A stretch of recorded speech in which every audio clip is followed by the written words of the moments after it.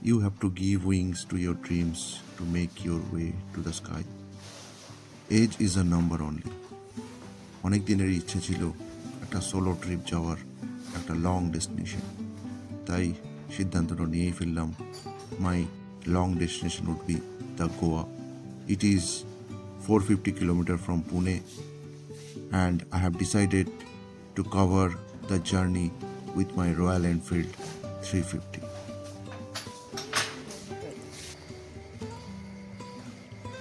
নিচের বেসমেন্টে চলে এসেছি। ঘড়ির কাঁটায় এখন 5:30। গতকাল ডিকাথলন থেকে একটা বাঞ্জি রোপ আর একটা ডাফেল ব্যাগ নিয়ে এসেছিলাম। ডান দিকের রেড কালারের রয়্যাল এনফিল্ড 350। এখন এই ডাফেল ব্যাগটাকে বাঞ্জি রোপ দিয়ে ভালো করে বাঁধতে হবে।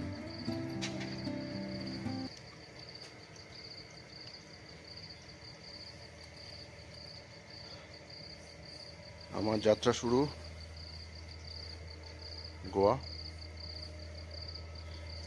লাগেজ রেডি, পেছনে বেঁধে দিয়েছি। কিলোমিটারটা দেখে নেওয়া যাক। এখন ঘড়িতে সময় 6টা, আর বেশি দেরি করা যাবে না।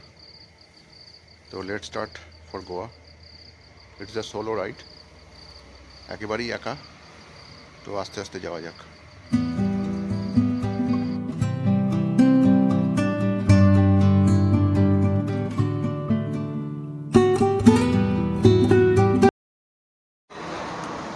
এসে পৌঁছেছি যোগেশ্বরী মিসাল। এটা হাইওয়ের পাশে একটা রেস্টুরেন্ট। এখানে সকালে ব্রেকফাস্টটা সারবো মিসাল পাও দিয়ে। হালকা ঠান্ডা, বেশি দেরি করা যাবে না, কারণ অনেকটা রাস্তা এখনও কভার করতে হবে। তাড়াতাড়ি ব্রেকফাস্ট করে আবার বেরিয়ে যাব গন্তব্যস্থলের দিকে।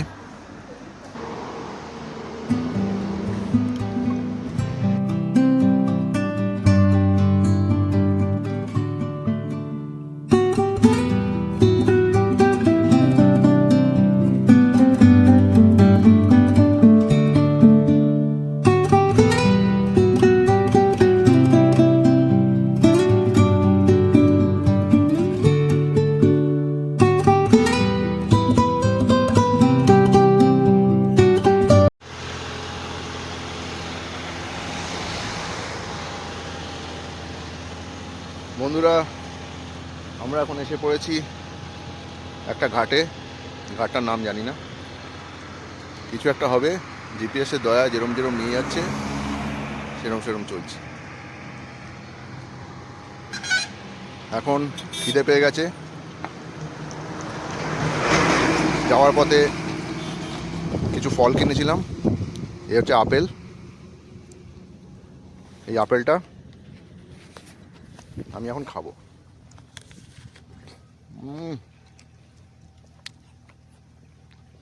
দারুণ খেতে।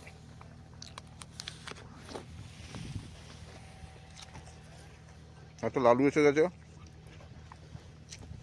কিছু খাবারে আসা, কিন্তু আমার কাছে তো খাবার নেই বাবু।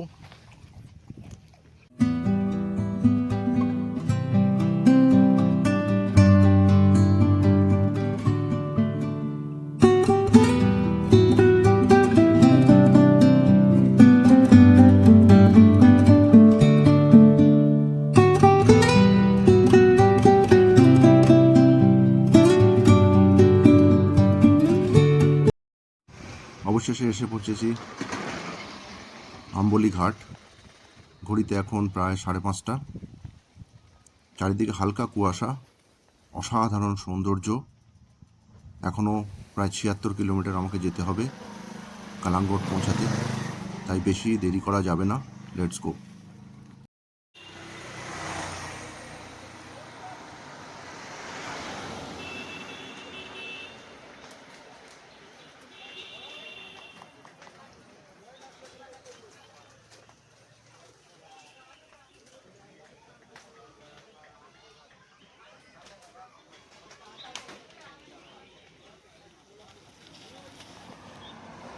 বন্ধুরা, আর মাত্র 46 কিলোমিটার বাকি পাঞ্জিম পৌঁছাতে।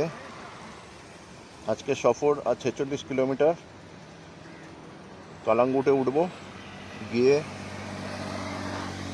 রুম দেখতে হবে থাকবার জন্য।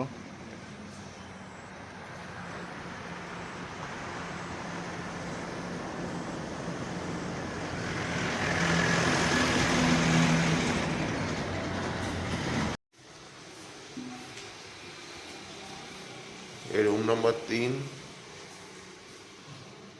পিক সিজনে আর কি আশা করা যায়, গোয়ার মতো জায়গায় কালাঙ্গুটে পিক সিজনে 1200 টাকায় ঘর, সিঙ্গেল বেড। এই আমার ছোট সংসার, দুদিনের জন্য বুক করলাম 2400 টাকা দিয়ে। এই বেড সব অগোছালো ছড়ানো ছোটানো, ব্যাচেলার লাইফ যা হয় আর কি। এই হচ্ছে বারান্দা।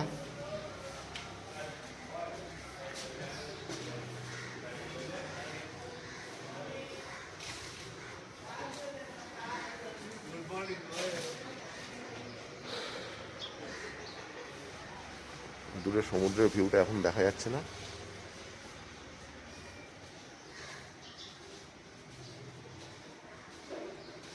ঠান্ডা ঠান্ডা আছে সকালটা।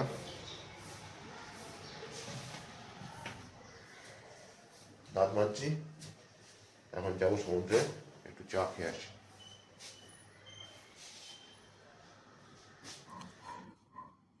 বেরিয়ে পড়েছি, একটু সমুদ্রের দিকে যাব, একটু মর্নিং ওয়াক করব। যেখানে আমি উঠেছি সেটা মোটামুটি কালাঙ্গুট বিচের কাছেই একটা কটেজ। এই আমার রয়্যাল এনফিল্ড দাঁড়িয়ে আছে। এই দিকটায় সমুদ্র, দোকানগুলো এখনো খোলেনি। 9টা 9:30টার পরেই দোকানগুলো সাধারণত খোলে।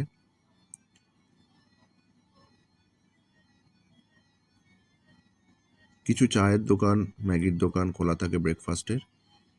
আর যে সমস্ত লোকে চান করতে আসে, কিছু দোকান খোলা থাকে যেগুলো সুইমিং কস্টিউম, টিউব, এইসব দোকান খোলা থাকে। বেশিরভাগ দোকানই মোটামুটি 9টার পরেই খোলে। এখানে নানা রকমের ট্যাটু করা যায়, সেই দোকানগুলো 9টার পরেই সাধারণত খোলে। ওই দূরে সমুদ্র দেখা যাচ্ছে, ঝাঁকে ঝাঁকে পায়রা, কেউ খেতে দিয়েছে, তারা খাচ্ছে। এখনো সেরকমভাবে লোকজন দেখা পাওয়া যাচ্ছে না। এই হলো সেই দোকান যেখানে সুইমিং কস্টিউম, টিউব, যারা স্নান করতে চায় সকাল সকাল তারা এখান থেকে সংগ্রহ করতে পারে। এই সেই বিচ যেখানে রাত্রেবেলা আলো ঝলমলে চারিদিক।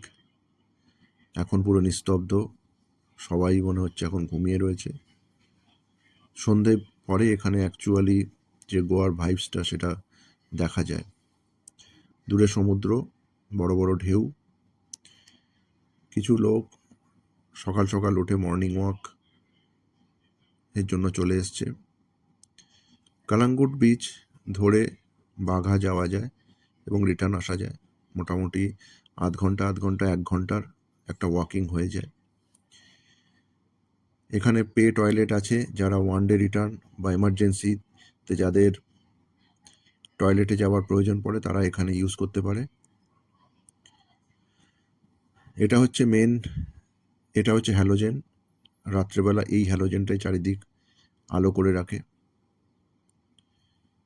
এই হলো বালি।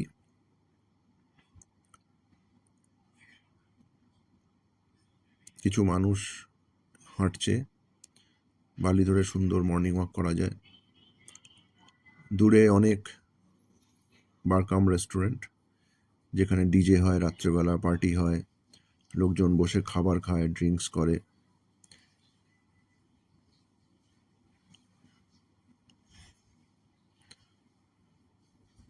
এই হলো সেই বিভিন্ন যে পার্টি হয় রাত্রেবেলা তার। এই সমুদ্রের ঢেউ। গোয়াতে সমুদ্রের ঢেউগুলো বেশ বড় বড়। এছাড়া মহারাষ্ট্রের অন্যান্য জায়গায় যে সমস্ত বিচগুলো আছে, যেমন দিবিয়াগড়, কাশী, আলিবাগ, সেখানে সমুদ্রের ঢেউগুলো এতটা বড় নয় এবং সন্ধ্যের পরে সেই জায়গাগুলো সাধারণত বন্ধ হয়ে যায়, অন্ধকারে ঢেকে যায়। কাজেই ওখানে গেলে রাত্রেবেলা করার আর কিছুই থাকে না। সমুদ্রের ঢেউগুলো বেশ বড় বড়। দূরে বাঘা বিচ দেখা যাচ্ছে। এখান থেকে মোটামুটি আধ ঘন্টা হাঁটলে বাঘা বিচে যাওয়া যায়। এখানে বসে অনেকে মেডিটেশনও করে। শীত সেরকম এখানে পড়ে না, হালকা একটা কুয়াশায় চারিদিক ঢেকে আছে। সমুদ্রটা সত্যিই সুন্দর।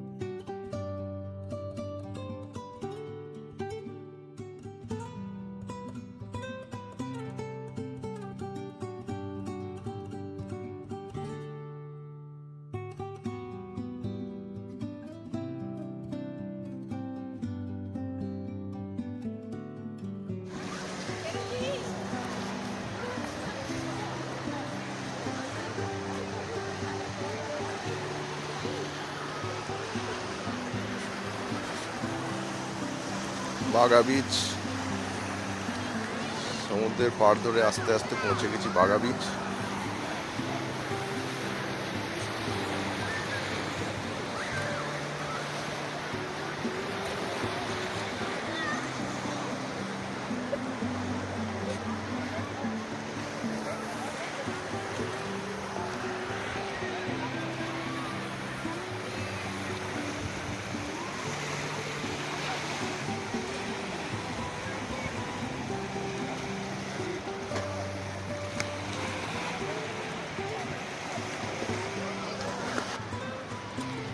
এটা হচ্ছে পার্টির জায়গা। রাত্রেবেলা এখানের মহলই কিছু আলাদা। রাত্রেবেলা পার্টি শেষ, সবাই ঘুমোচ্ছে। তো এটা হচ্ছে বাঘা বিচ। রাত্রেবেলা ভাইবসই আলাদা। এটা হচ্ছে নাইট ফিভার ক্লাব। অনেক বিচ আছে ইন্ডিয়ানসদের বিচ এগুলো। বাঘা, কালাঙ্গুট, আঞ্জুনা, এগুলো সব ফরেনার্সদের বিচ। সমুদ্রের জল অনেকটাই পরিষ্কার, কম্পারেটিভলি কালাঙ্গুটের থেকে অনেকটাই পরিষ্কার সমুদ্রের জল। কালাঙ্গুট বিচ থেকে চলে এসেছি আঞ্জুনা বিচ। মোটামুটি 10-12 কিলোমিটারের রাস্তা। তো আমার বাইকে করেই চলে এলাম। দিনের বেলাটা অতটা ভিড় থাকে না, চারিদিকে ডিজে বাজছে, গান চলছে। এখানে সমুদ্রটা অনেকটাই পরিষ্কার, নিট অ্যান্ড ক্লিন। যারা বেশি কোলাহল পছন্দ করে না তারাই আঞ্জুনা বিচে আসতে পারে। কালাঙ্গুট, বাঘা এই বিচগুলোতে অনেক বেশি ভিড় থাকে, কিন্তু আঞ্জুনা বিচে এতটা ভিড় থাকে না। তো শান্ত পরিবেশে যারা শান্ত পরিবেশ পছন্দ করে তারা এইখানে আসতে পারে। এখানে ওয়াটার স্পোর্টস এখানে অনেক কিছু আছে। প্যারাসাইলিং, বানানা রাইড, নানা রকমের ওয়াটার স্পোর্টসের সম্ভার প্রচুর এখানে। এই ছাতাগুলো দেখা যাচ্ছে, মানুষ এখানে এসে শুয়ে থাকে, রোদ পোহায়। ফরেনার্সরা এখানে আসে।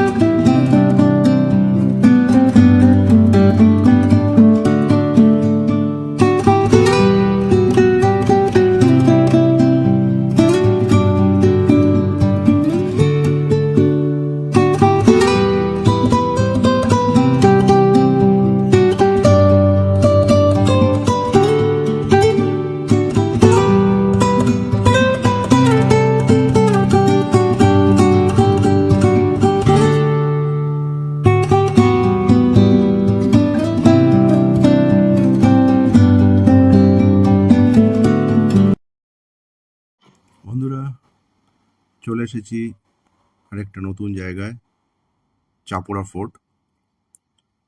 অসাধারণ সৌন্দর্য এই ফোর্টে। 2001 সালে সেই বিখ্যাত ফিল্ম দিল চাহতা হ্যায় শুটিং এখানেই হয়েছিল। সেই 3 বন্ধুর কথা কম বেশি আমরা সকলেই জানি। এই সেই জায়গা যেখানে বহু পর্যটক এই শীতের সময় এসে ভিড় করে। এখান থেকে পাহাড়, সমুদ্র, জঙ্গল সব মিলেমিশে একাকার হয়ে যায়। অসাধারণ সুন্দর জায়গা। সন্ধ্যের দিকটা বা বিকেলের দিকটা সূর্যের যে আলোটা, যে সমুদ্রের জলের যে প্রতিফলনটা, এক অসাধারণ দৃশ্যের সৃষ্টি করে। কাজে আপনারা যদি গোয়ায় বেড়াতে গিয়ে থাকেন, চাপড়া ফোর্টটা দেখতে কিন্তু একদম ভুলবেন না। খুবই সুন্দর এবং প্রকৃতি যেন সমস্ত সৌন্দর্য এখানে ঢেলে দিয়েছে। রাত্রি হয়ে গেল। এটা হলো কালাঙ্গুর বিচ। আবার ফিরে এসেছি চাপড়া ফোর্ট থেকে। এই হলো রাত্রিবেলার ভাইবস। সকালবেলা আপনাদের দেখিয়েছি যে সমস্ত দোকানপাট বন্ধ, যেন পুরো শহরটা যেন ঘুমিয়ে আছে। কিন্তু রাত্রিবেলা তার চিত্রটা সম্পূর্ণ বিপরীত। এখানে লোকে এই রাত্রিবেলাটাই এনজয় করে। সমস্ত দোকান, আলো ঝলমলে চারিদিক, সমস্ত শহরটা প্রাণবন্ত হয়ে ওঠে। এখানে বিভিন্ন বার কাম রেস্টুরেন্ট আছে। ফ্যামিলি নিয়ে সেখানে খাওয়া দাওয়া করা যায়, ড্রিঙ্কস করা যায়। সমুদ্রের ধারে বালির ওপর বসা যায় এবং হ্যালোজেন লাইট আছে। তো বহু রাত পর্যন্ত মানুষ এখানে ঘুরে বেড়ায় এবং খুবই সেফ জায়গা। 3টা-4টা পর্যন্ত এখানে পার্টি হয়, ডিজে বাজে, লোকে বিভিন্ন আনন্দ বিনোদন করে। এখানে এই শীতের সময়টায় লোকে এখানে আসে, বিশেষ করে 25শে ডিসেম্বর বা ডিসেম্বর এন্ডে। জায়গাটা সত্যিই সুন্দর। আপনারা কেউ যদি গোয়া গিয়ে থাকেন, অবশ্যই কালাঙ্গুর বিচটা একবার গিয়ে যেতে পারেন।